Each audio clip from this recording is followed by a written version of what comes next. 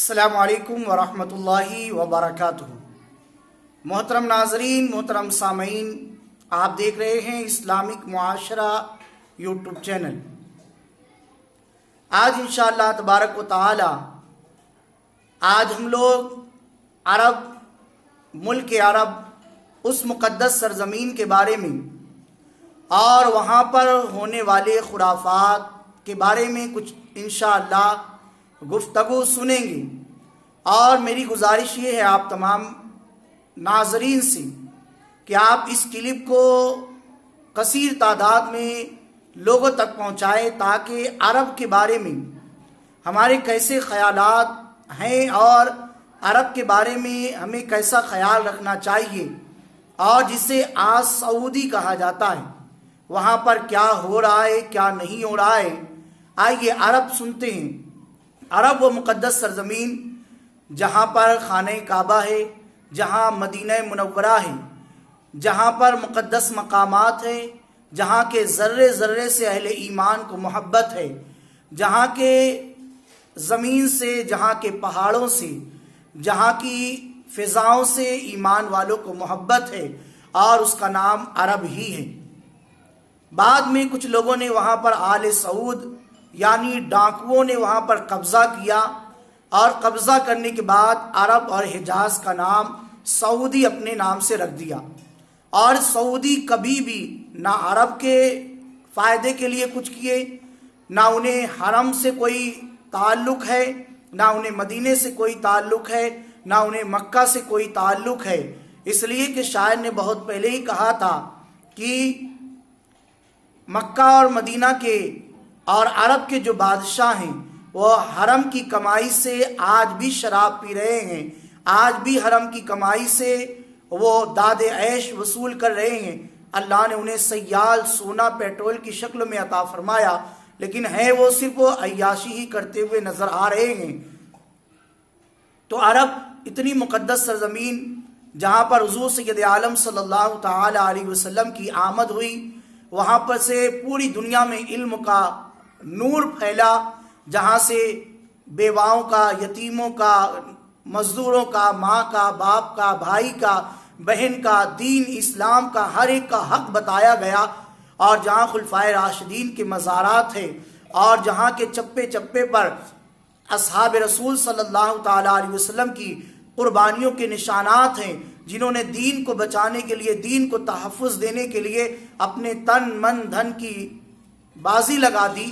اور جنہوں نے کسی چیز کو نہیں دیکھا اور اپنی قربانی پیش کر دی۔ آج وہ سرزمین ایسی سرزمین بن چکی ہے کہ وہاں کے ولی عہد سلیمان ولی عہد نے وہ وہاں پر ناپاک چیزیں کرنا شروع کر دی ہے۔ اب وہاں پر باقاعدہ کبھی وہاں پر لوگوں نے سوچا نہیں تھا کہ کیا یہاں کوئی فلمی ہال بنے گا، یہاں کوئی طوائف خانہ بنے گا، یہاں کوئی باقاعدہ بہت بڑا میوزک کا شو ہوگا، یہاں باقاعدہ بالی ووڈ ہالی ووڈ سے لوگ آئیں گے، اور وہاں ناچ گانا رقص و سرور کی محفلیں منعقد ہوں گی، اور وہاں پر لوگ اس طرح سے چیخیں گے، چلائیں گے، عورتیں بے پردگی کا مظاہرہ کریں گی۔ کبھی کسی نے نہیں سوچا تھا، لیکن آج وہاں یہ ساری چیزیں ہوتی نظر آ رہی ہے، بلکہ لاکھوں لاکھ ڈالر خرچ کر کے ان ساری چیزوں کے پیچھے پیسہ لگایا جا رہا ہے۔ اور یہ کس سرزمین پر ہو رہا ہے؟ عرب کی نجد کی سرزمین، جسے آج ریاض کہا جاتا ہے، ریاض،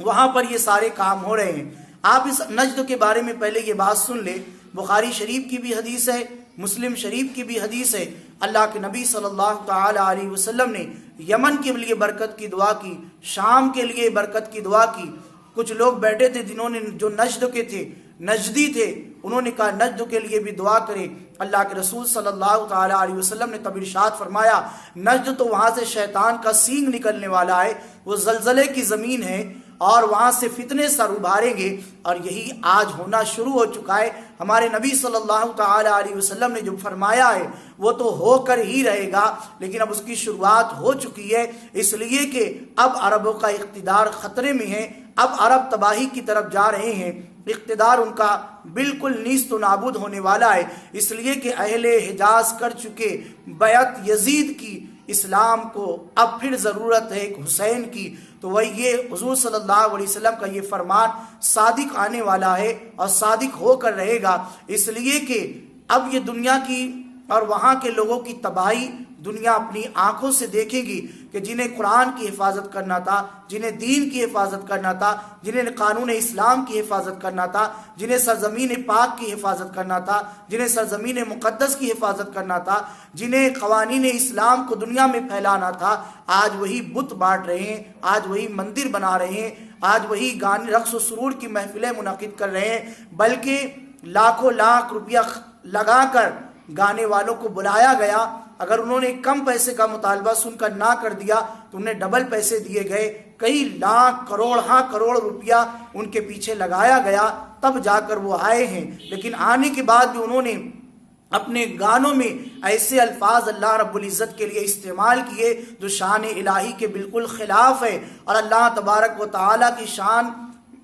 میں ایسے الفاظ کہے گئے جس سے ایمان محفوظ نہیں رہ سکتا۔ 70,000 1 لاکھ 1.5 لاکھ لوگوں کا ایمان بھی اس طریقے سے چلا گیا، ختم ہو گیا، اور اس طریقے سے رقص و سرور کی محفلیں وہاں پر منعقد کی جا رہی ہے، اور وہاں عرب کے شیوخ جو ہیں انہوں نے ایک ایسے انسان کو مدعو کیا کہ جس کے بارے میں اگر یہ کہا جائے کہ وہ خسرا ہے تو کچھ نہیں، اس لیے کہ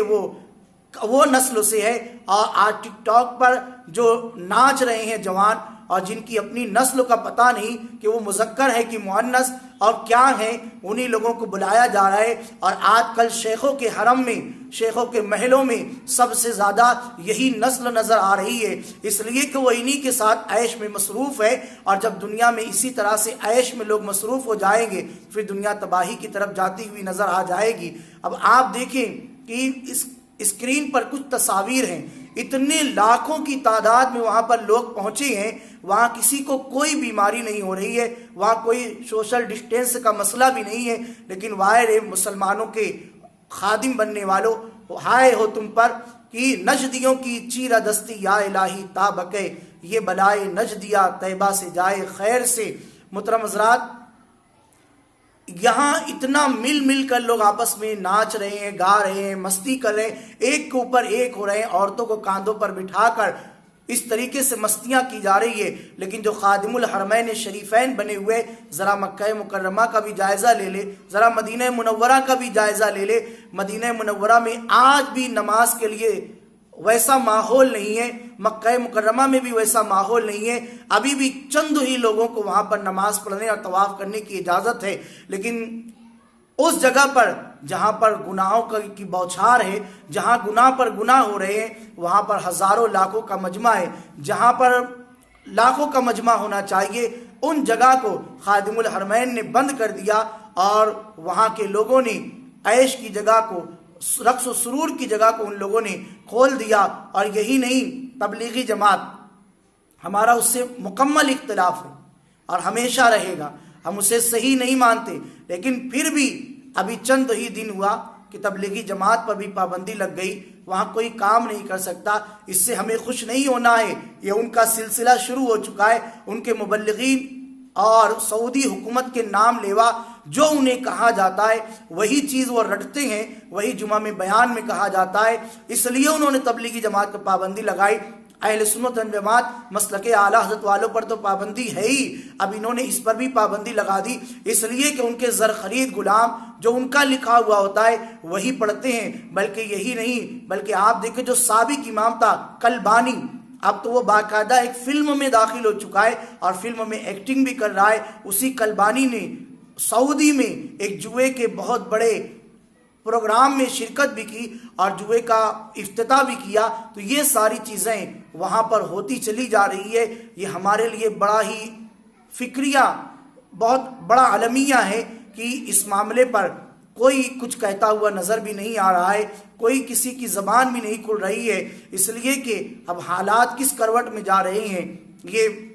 کوئی کچھ نہیں سکتا، کہہ نہیں سکتا، لیکن جو اللہ کے نبی صلی اللہ تعالی علیہ وسلم کی حدیث مبارکہ ہے نجد کے بارے میں، جو ریاض ہے، یہ ساری چیزیں وہیں پر ہو رہی، اور سارے ناچ گانے ساری چیزیں وہیں اوپر ہو رہی ہے، یقیناً وہاں سے اب اس چیز کی ابتدا ہو چکی ہے، تو اسی سرزمین پر اللہ کے نبی صلی اللہ علیہ وسلم کے قول کے مطابق زلزلے بھی وہیں آئیں گے، شیطان کی سینگ اسی طرح سے نکلنا شروع ہوگی اور فتنے پوری دنیا میں اسی ریاض سے رونما ہوں گے، اور جب یہ فتنے شروع ہوں گے سمجھ لاؤ دنیا